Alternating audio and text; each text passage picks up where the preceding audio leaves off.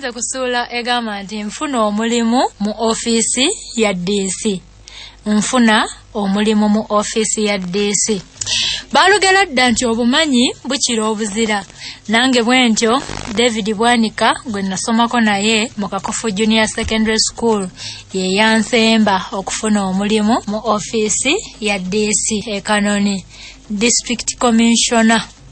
Bwanika yali mukulu wa ofisi ya Diisi yonna gwe bayitanga office superintendent.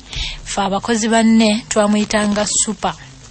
Mu office omulimu bampaamu gwaba Boyi Ofisi. Nali njagala okugugaana nga nguyita gwa wansi nnyo. Bwanika nambuulirira nti naawe malaga kukola. Abakulu bwe banaalaba nga okola bulungi baliyinza okukuwa omulimu ogusinga obulungi. Emirimu gya Boyi Ofisi giba gya kalonda ng'omusiri gw'omunafu. Oyera ofisi z'abakama abo, otwala ebbaluwa mu post office, ate nojjayo ezo z'osanzeeyo. Bakama abo bayinza okukutuma okubatwalira ensimbi zaabwe mu banka, oluusi bakutuma n'okubatwalira ebyabwe mu maka gaabwe. Motoka zaabwe nazo bantumako okuzooza. Caayi namubasemberezanga ku mmeeza, ate nno nga bamba tebampaako wadde ekikopo ekimu bwe kityo okunywako. Oluusi baddiisi abo boolaba nabawerekeranga ku safaali zaabwe. Waliwo Diisi yagenda n'antuma okutambuza ssebe embwaye bbulaaka mbwefune ku mpewo.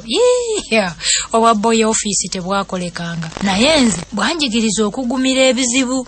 Waliwo Diisi omu gwe twatuuma Kasambalyanda olw'okutuboggoleranga ennyo.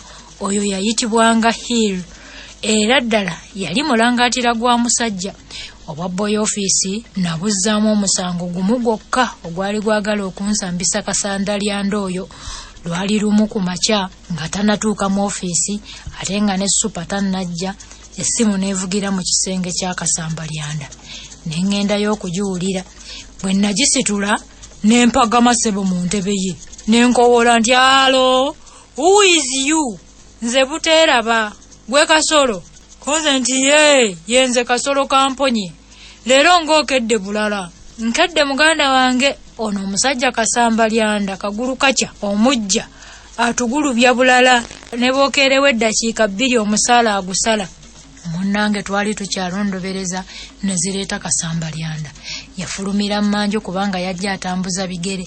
Omanya abasajja abo baakekerezanga nnyo ensimbi zaabwe. Motoka baazirekanga eka ne batambuza ebigere.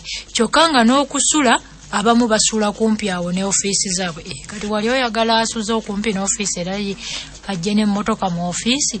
Kasambalyanda katantagule olw'okunsanga nga nkanga balidde mu ntebe ye. Yambuuza nti hichiti yako amayango. Nze nga amatama ntengo.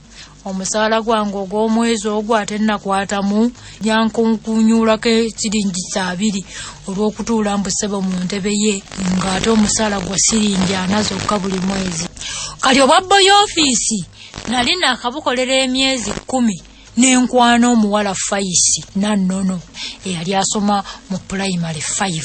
Kali mu ssomero eryali mu mayiro ng'ennya okuva ku ofisi ya Diisi. Awo Faisi we yali asomera wayitawo emyezi 4 Faisi n'afuna olubuto. Abaana bameka aba Kasolo ssebo gwali eyo abala. Wayitawo emyezi 4 ne Faisi naye ne mufunyisa olubuto lwange. Bazadde bo olwabimanya ne banzinda. Ebigambo byagenda okukakana nga mmaze kubawa siringi 3 ez'akantanyi. Ezo nno nazeewola ku bannange be nakolanga nabo. Emyezi gya Faisi bwe gyatuuka nanzaalira omwana omulenzi ne mutuuma Ntege. Faisi bwe yafuna n'olulala bannange. Faisi bwe yafuna olubuto olw'okubiri. Bannaye abakazi nammwe temuyiga. Tunenya abasajja naye nammwe abakazi. Gwe munnange n'ozaalira ku lujja abazadde ne bakusiriikirira. Ate baba bali awo ssebo ng'obataddeko n'ow'okubiri. Abaana abawala nammwe mulimba. Ensobi bw'oba ogiguddemu olumu weekuuma ate olw'okubiri oleme bate kunyiiza banno bakuzaala. Mbu Faisi bwe yafuna olubuto olw'okubiri ne mutwalira ddala mu kayumba kange. N'atandika okuntokosezanga amatooke. Bwe nali sinnakwana Faisi nga nnina abawala ng'aba 2 be nayagalanga. Bulyaba ne Nantale bombi nabafunyisa embuto abo bameka ono omwana Mukama yamutonda bombi Bulyaba ne Nantale bombi nabafunyisa embuto ne bazaala mu mwezi gumu omwana wa Bulyama namutuuma Musaazi owa Nantale ne mutuuma Nandugga. Abo bameka. Bwanika yatwewuunyisanga nnyo oyo Mukama waffe Superintendent kubanga ffenna abaakolanga naye twamwewuunyanga olw'empisa ze ennungi. Teyalina ttima oba obujja oba olunkulu. Bwe wakolanga ensobi ng'akuzza mu kyama n'akubuulirira ng'abuulirira omwana we oba muganda we. Teyanywanga ku mwenge. Bwe yavanga ku mulimu ng'agenda butereevu mu maka ge. Bwe yatuukanga eka ng'adda mu bitabo bye ng'asoma oba ng'atandika okusomesa abaana be. Oluusi essaawa ze ez'olweggulo yazimalanga mu kulima luggya lwe. Nze saalaba ku muntu n'omu eyajja mu ofiisi ye ng'amubanja ensimbi era saalaba na ku mukazi muganzi we nti wuuno azze okumukyalira ku mulimu. Buli lwa Sande teyabulanga mu ssinzizo. Eddiini ye baaba oyo Bwanika yali erabikira mu bikolwa ne mu bigambo. Nze Bwanika bwe mwekola olw'okunkubirizanga ennyo okusoma ebitabo ebyannyongera okumanya Olungereza n'ebintu ebirala, yangambanga bulijjo nti omuntu atasoma bitabo tayinza kweyongera mu magezi kuba amagezi gali mu bitabo. Yanzikiriza okweyazikanga ebitabo bye nga bwe nayagalanga. Amazima n'obwenkanya obwa Bwanika bye byansobozesa okukuzibwa n'empeebwa omulimu gw'Omutaputa mu ofiisi ya Diisi nga nakakoleramu emyaka 7. Waliwo Omutaputa omu yaweebwa ggombolola, ekifo kye yalimu ne kibanga kyetaaga okujjuza. Diisi bwe yabuuza Bwanika omuntu ayinza okukiddamu, ye kwe kunnyonnyola nti James Kasolo alabika nga yeeyongedde nnyo okumanya Olungereza n'ebintu ebirala. Lwaki tetumugezaako natulaba obanga ekifo ekyo anaakisobola? Diisi yamuddamu nti kale tumugezeeko tulabe. Tewaali kyansanyusanga okugenda okutaputiranga ba Diisi ku magombolola ne mu masaza. Abaami nange bampanga ekitiibwa ssebo kinene gwenze yabatuusangako ebigambo ebiva mu kamwa ka Diisi. Ku nkoko ze baaleeteranga Diisi kwajjirangako n'eyange, ne ku magi n'amata nange nafunangako. Abaami abamu bantwalanga mu maka gaabwe ne bangabula ku byassava bye baalyanga. Obuzibu obunene bwe nasanga mu Butaputa buno bwali bwa kutegeera bulungi Olungereza. Ba Diisi bye baayagalanga okutegeeza abantu. Ba Diisi bangi Oluganda baalutegeeranga. Bwe wakyusanga obubi ebigambo bya Diisi ng'amanya nti osobezza, era n'abaami abamu bwe wabakyusizanga obubi ebigambo bya Diisi nga bamanya. Kati mu Butaputa mwe namanyiranga kizibu nnyo omuntu okumanya obulungi engero n'ebisoko by'olulimi olutali lulwe. Mukitegedde ekyo mmwe bannaffe bannasoma basimanyi kuwandiika Luganda ate nga gwe lubwama. Lwali lumu ne ŋŋenda ku safaari ne Diisi gwe baayitanga Kalevu. Yali agenda kukuba lukiiko kusaza nnyonnyola abaami nga bwe basaana okukubiriza abantu okulima emmere ebamala. Abaami n'abantu bonna bwe baamala okukkalira mu bifo byabwe, Diisi n'ayimirira nange ne mudda ku lusegere. Teyalwa n'atandika okwogera nga nange bwe nkyusiza abantu byayogera. Yatandika bw'ati: omwami w'essaza, abagombolola, ab'emiruka, and all the people assembled here, I am very pleased to be with you this morning. Nentaputa. Ow'essaza, ab'amagombolola, ab'amuruka n'abantu mwenna bakuŋŋaanidde wano, nsanyuse nnyo okubeera nammwe enkya ya leero. Diisi n'addamu: I am here on a flying visit to advise you to grow enough food for your consumption. Nenziramu: nzize wano nga mbuuka mbawa amagezi ag'okulima emmere emala olw'endwadde yammwe ey'akafuba.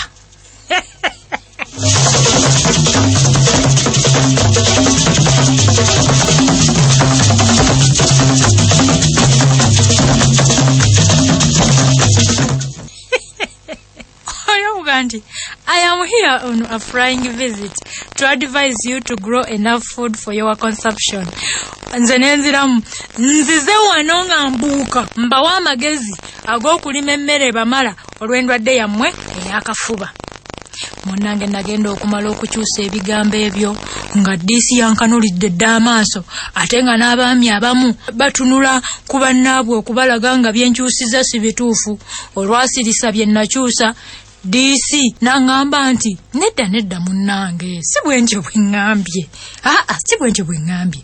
Ŋŋambye nti tetujja kulwa wano naye njagala okubawa amagezi balime emmere ebamala okulya. Kale bategeeze. Konze basabo ne bannyabo ebyo bwana byagambye bye bituufu. Nawulira oluvuuvuumo mu bantu naye nze neŋŋaana okubasimba amaaso anti nga mpulira nswadde obutwavu nga bundi bubi. Okuva olwo neeyongera okusoma ennyo ebitabo ne neeyongera n'okumanya Olungereza. Nagenda okutuuka ku Omutaputa mu ofiisi ya Diisi nga Fayisi yakanzaalira abaana wabandaba 3: Edward Ntege, Rose Nakku ne Mayikolo Kimuli. Mu kiseera ekyo we nafunira n'amawulire amabi nti omwana wange oyo Nabunnya gwe nazaala mwani, ye Nabunnya yamuzaala mwani, yamuzaala mu Juliet, mbu takyatuuka ku ssomero. Bw'agenda okusoma adda mu kkubo kulya miyembe. Ebyo bwe nabitegeeza ku Fayisi n'aŋŋamba nti lwaki omwana omuleka eyo okubonaabona nga mulekwa, muleete wano asome ng'ava wano ne banne. Munnange Fayisi bwe yaŋŋamba ebigambo ebyo n'ensanyuka nnyo ne mmutegeeza n'omwana omulala oli Lubwama gwe nazaala bwe yali tamanyi. Kaakati Lubwama ate ye yali aweza emyaka 6 naye ssengange Nakku ne mwannyinaze Kulisitiina be bokka abaali bamanyi Lubwama oyo. Abaana bonna Fayisi yabakkiriza okubalabirira bambi mu maka gaffe. Ekyo nno kyannyongera okumwagala ne musuubiza n'okumuwa ssempeta. Waliwo ekirabo ekirala ky'oyinza okuwa omukazi okugyako okumuwa ssempeta? Namuganja kuwa ssempeta gwe Fayisi. Buteeraba eyasaza omusaala gwange luli lwe twayogerera naye ku ssimu nga ntudde mu ntebe ya Diisi yali munnange nnyo. Era Buteeraba oyo yali munywi nnyo wa mwenge naye nga nze sigukombako. Lwe twabanga tuyise ffembi bwe yaŋŋambanga nti tugendeko mu bbaala nze nga mugamba nti nze atanywa mwenge mu bbaala ŋŋenda kukolayo ki. Olwamalanga okwogera ebyo nze nga mwawukanako. Munnange lwali lumu mwannyina eyayitibwanga Nakitto n'ajja ewaabwe okubalabako. Yali amaze emyezi 6 ng'anobye mwabba. Ewa Buteeraba yali yakasulayo ekiro kimu. Buteeraba n'aŋŋamba nti ewange eriyo ekimyula kyenjagala olabeko. Nange nasitukiramu ng'eyatega ogwekyayi nga ŋŋendayo. Bwe nakuba eriiso ku Nakitto nenga nti bwe sikwana kino ekikazi kino nga sikyamanyi kukwana. Bwe nkireka nga sikyamanyi. Okumusaba omukwano kwali kukinaanika akyagala.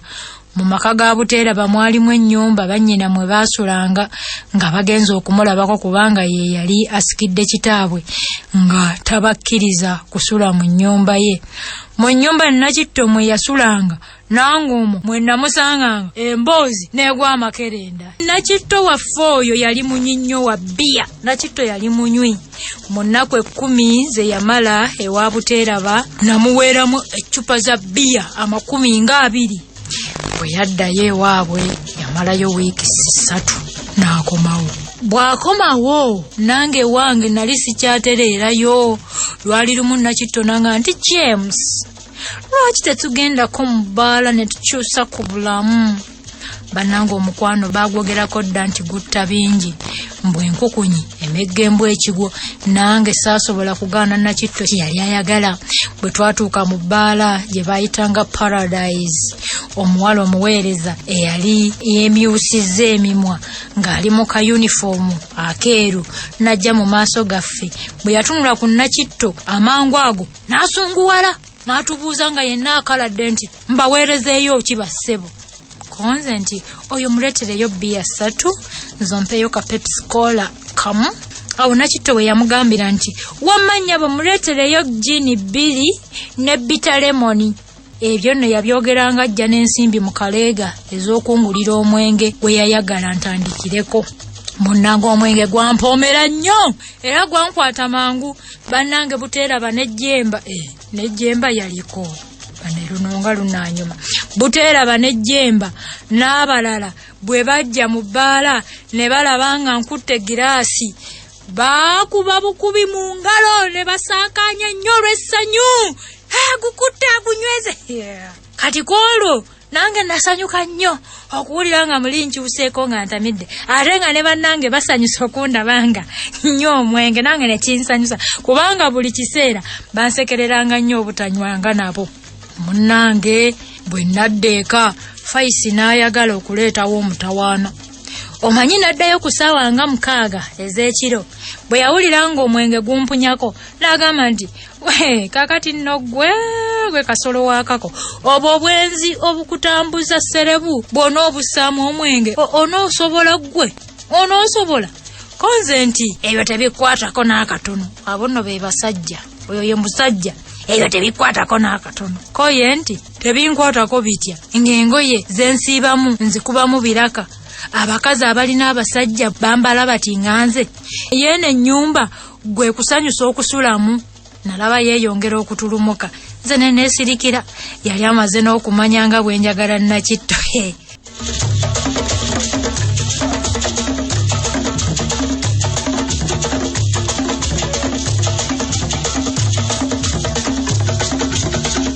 Agamba nti okuva olwo neeyongerera ddala okunywa omwenge ne sigala nga tuli ne Nakitto n'abeekinyi kyange abalala.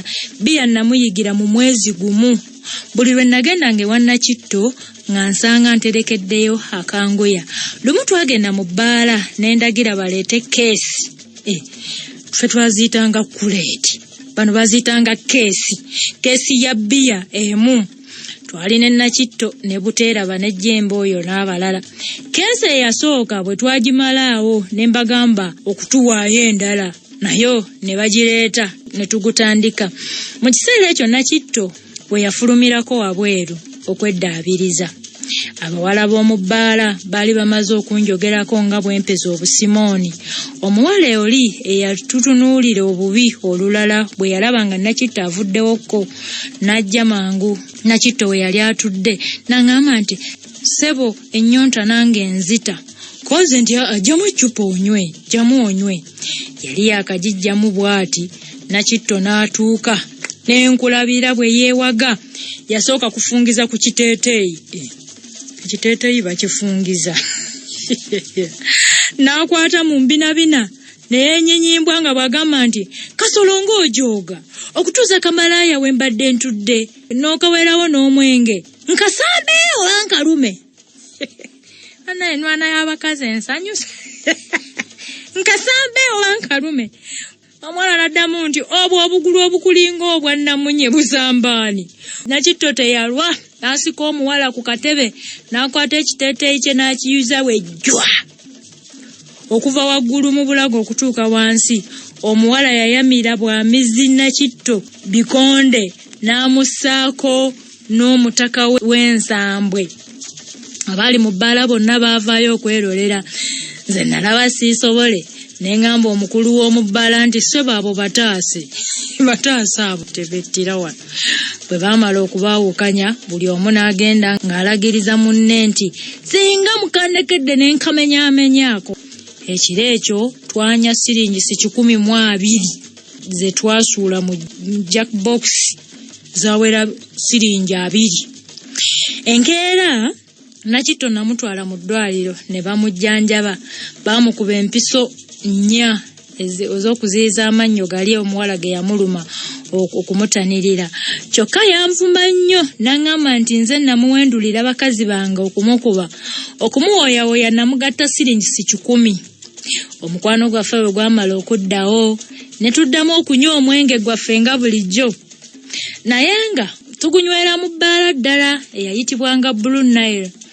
Kyokka nze saamanya nga munnange ono Nakitto obusungu obw'okumulumira mu bbaala eri yabusiba ku mwoyo ng'alinda yeesasuze mu ngeri etuukana n'olugero olugamba nti akufumbira ey'omutwe omufumbira ya bigere ne mwenkanya evvumbe.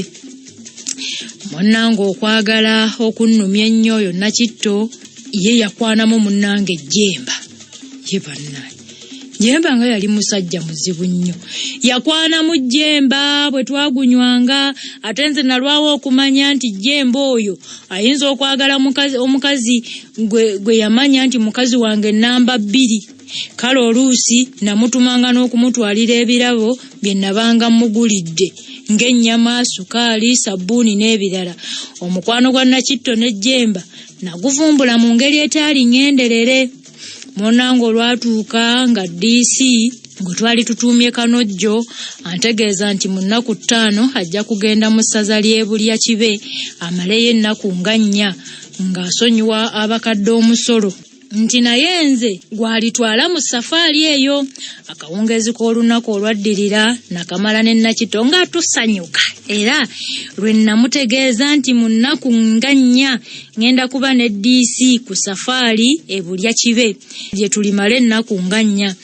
Nakitto yanziramu nti naye ddaali nze nakola ntya ekiwuubaalo mu nnaku ez'ennya z'oliba toliiwo.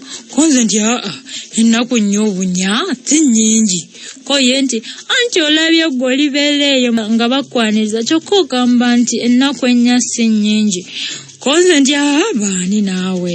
Ko ye nti ebyo katubiveeko tudde ku birala. Ye ddala mulimalayo ennaku mmeka naye ddala? Awo wenneerabirira olugero lwaffe olugamba nti ow'ebbuba talaga nnaku, ne mmukakasa nti tuli baakumalayo ennaku 4 zokka ezo 4. Munnaye ku lunaku lwakulembera lwe twasitulirako Nakitto namutwalira daatiriza ennyama 3, sukaali daatiri 5. Owulira agasajja agaweme. Kale ewa Faisi talinaayo wadde, naye wulira n'omukyala ali bwomu mu kazigo. Yatwalayo laatiri 3 ez'ennyama, n'atwalayo sukaali laatiri 5, emigaati 2 n'ebintu ebirala bingi. Mu kiro kye twasooka okusula e Bulyakibe, obusiringa 3 mwe bwalumira bwana mukulu ono Kanojjo n'atandika okutya nti omusujja gw'ensiri gujja kumukwata gumuviiremu obulwadde bwe yayita black water fever. Newankubadde yeepiika kwiniini naye yatiira ddala, enkeera teyava mu kitanda. Essaawa zaali ziweranga 9 ez'emisana n'alagira abalenzi be okusiba ebintu tudde mu kibuga omusawo amujjanjabe. Nze yantuma kutegeeza wasaza nti ekirungi enkiiko zonna azimenyewo ziriba za lulala. Bwe twamala okutuuka mu mmolisi yaffe, ensozi ne zitandika okugifukaamirira eziyiteko. Mu kibuga twatuukamu ku ssaawa 1 ey'ekiro. Nze nno munnoobo erigenda ewa Faisi eryo saalikwata, nakwata lidda wa Nakitto nga nno enzikiza ekutte bwe popopo.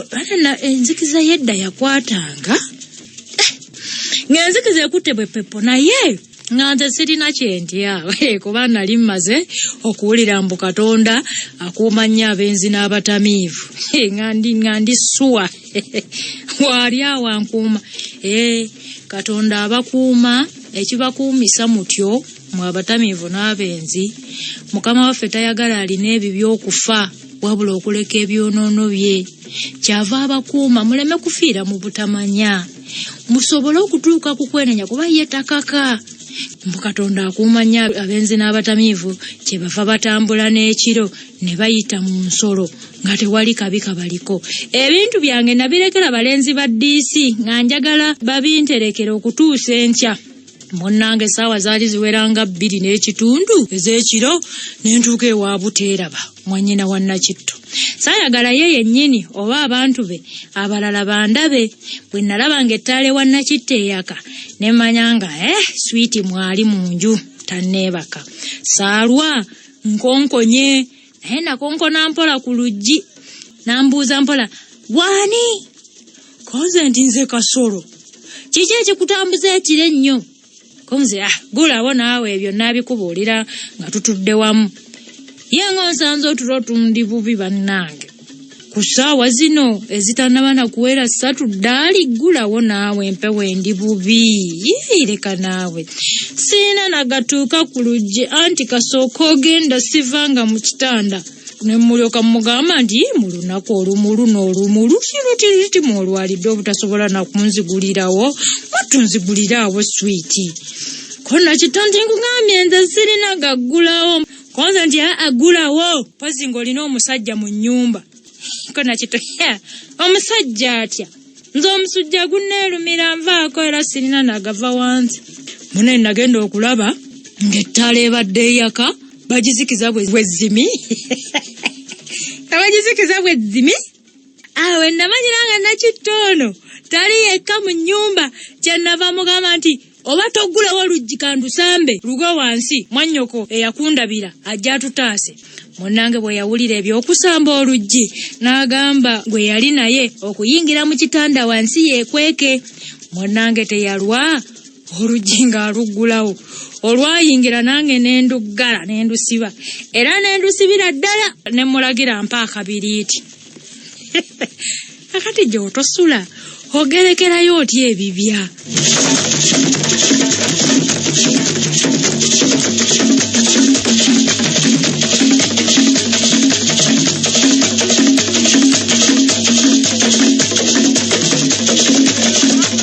munnange nga mugamba kumpa kabiriiti nti kampe yali yenyonyongoza mbu nga tayagala kumpa kibiriiti ne muwujja oluyi nalekana nti omusajja nzita konza nti ondabye mpa mangu ekibiriiti nga sinneecwacwana munnange bwe yakimpa nenkikoleza ettaala nagenda okulaba nga ndaba nga ku ntebe awo kumpi n'ekitanda kuliko ettaayi gye nali mmanyi obulungi ennyo nga yajjemba munnange saalwa nakitto mwongedde oluyi olulala nga bwe mubuuza akana n'akataano nti eno ettaayi yaani si ya musajja yanziramu nti ye lwaki ombubira bw'otyo ndi mu makaago ewakitange wali otutteyo ekita ky'omwenge nze nakwagala bwagazi bwe ŋŋamba nti nkukyaye tewabeera kiŋŋaana kukuleka koze nti ng'onkyawo otya ng'omaze okulya ensimbi zange n'ozimalawo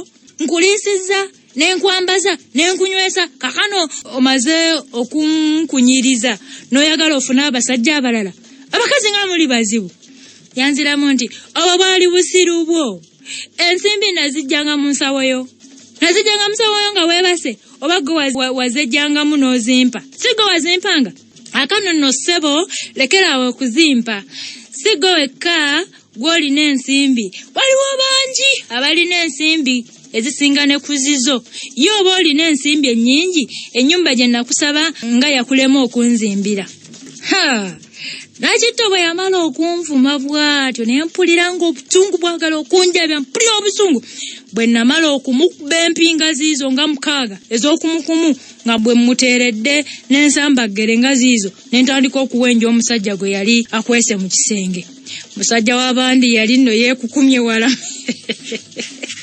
yali yeekukumye wala mu kitanda eyo bwe nabikula olugoye olwali lubunduse ebbali n'ebbali ow'ekitanda ne ndaba amagulu g'omuntu ebigere bye nga biri mu ngatto ezifaananira ddala ez'oyo omukwano gwange ejjemba oyo yennyini bunnange kye nakola kwe kutandika okumusika mu kitanda eyo gye yali ne musika amagulu ago olwawuliranga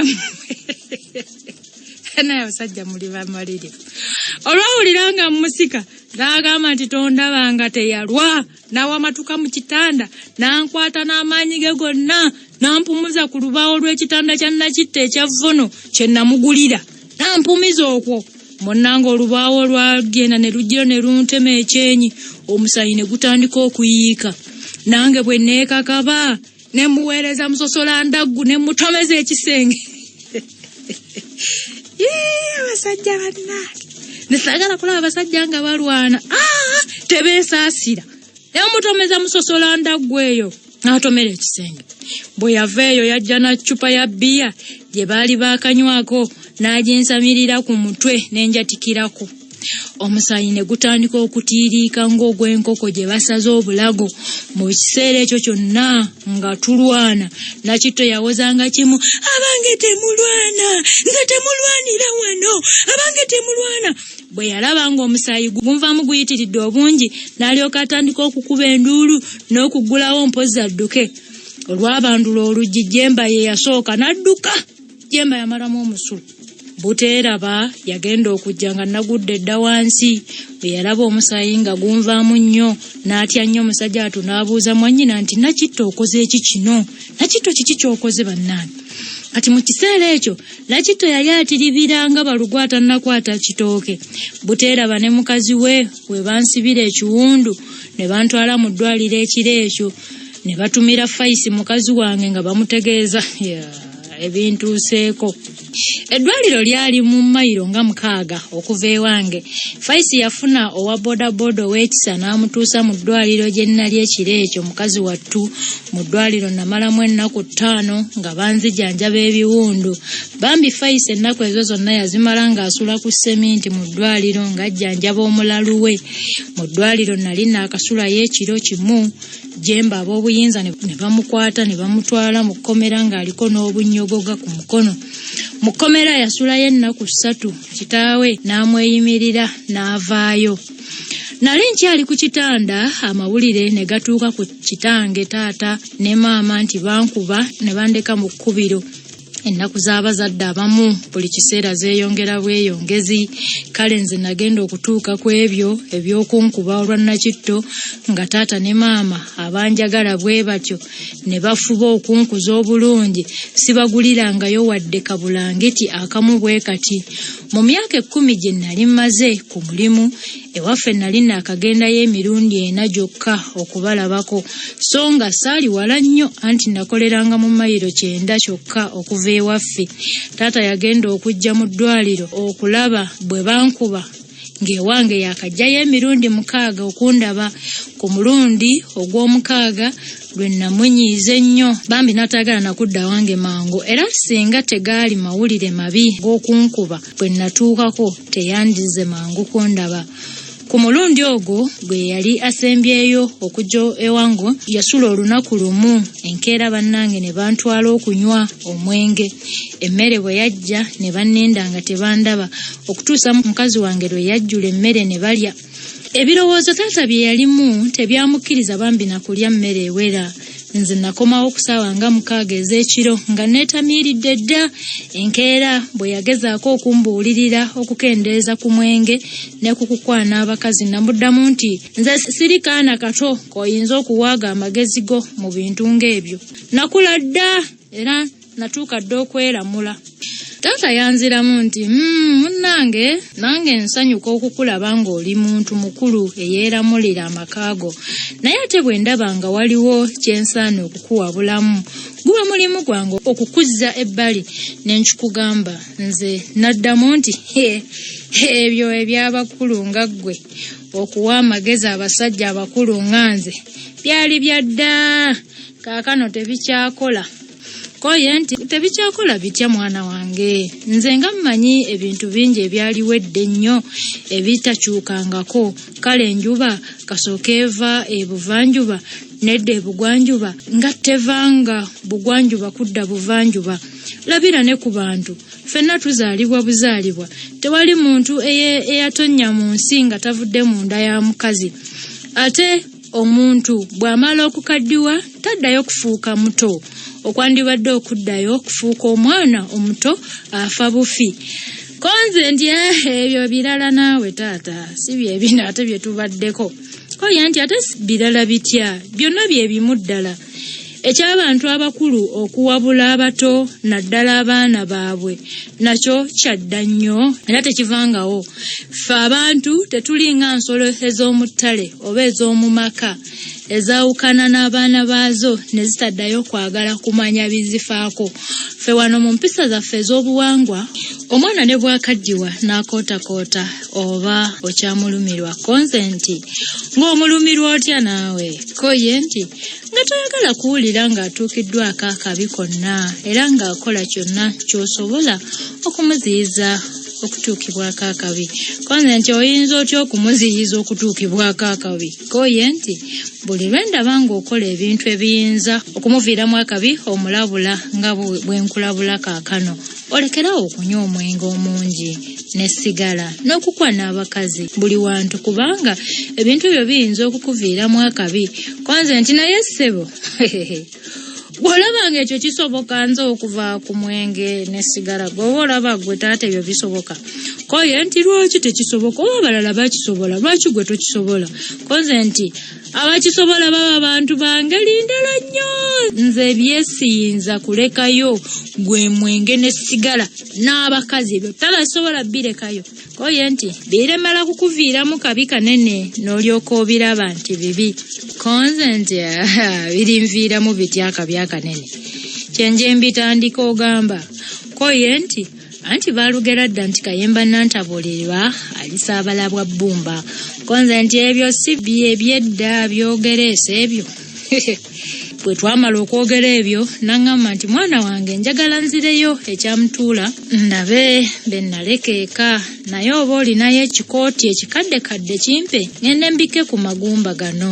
agatakyasobola kugumira mpewo namuddamu nti ekikooti ekikaddekadde nze tata sikirina ate sirina na nsimbi za kukugulira kijja naye bwe ndizifuna ndikikugulira n'enkikuweereza kaakati ebyo twabyogera ne Faisa awulira naye mukazi wattu teyassaawo kigambo Jemba yagenda okunkuba okwagala okunzita nga wakayitawo omwaka gumu okuva taata lwe yansaba ekijjalikeeti ekyekipooti naye nali sinnakigula kati okuva ekyamutuula okujja okundaba mu ddwaliro taata yajja mwennyamivu nnyo si lwa butamugulira kikooti kye yali ansabye wabula olw'okumanya olw'obutakkiriza kubuulirirwa kwe bwe bwantuusa ku bisago bye naliko yasula ekiro kimu n'addayo ewuwe nga ndekedde siringisi 5 omuzadde alaba ennaku bannange ali ku kitanda naye era taata akyasasula ez'okunzijanjaba bwe nava mu ddwaliro ow'omuluka n'abatongole ne bawulira ensonga zaffe ne Jemba ne bamukkiriza okwenenya nakkiriza okungatta siringisi 10 olw'okunteekako ebiwundu bwe yamala okungatta ne mukyayira ddala oyo Jemba oyo namukyawa naye olw'obunafu bwange ate nakitto saasobola kumukyawa olw'obutayagala kulaba ku Jemba namala emyezi ng'ena nga sigenda mu bbaala abantu ne batandika n'okulowooza nti omwenge nagumala taata ye yasingira ddala okusanyuka bambi nga bamugambye nti sikyanywa mwenge jjajja Mayambala eyali ow'omutuba mu ssiga lya Wakka mu kika kyaffe naye bambi yasanyuka nnyo bwe bamubuulira nti sikyanywa mwenge Mayambala yali alamidde taata okumusikira era n'okusikira omutuba gwa Wakka naye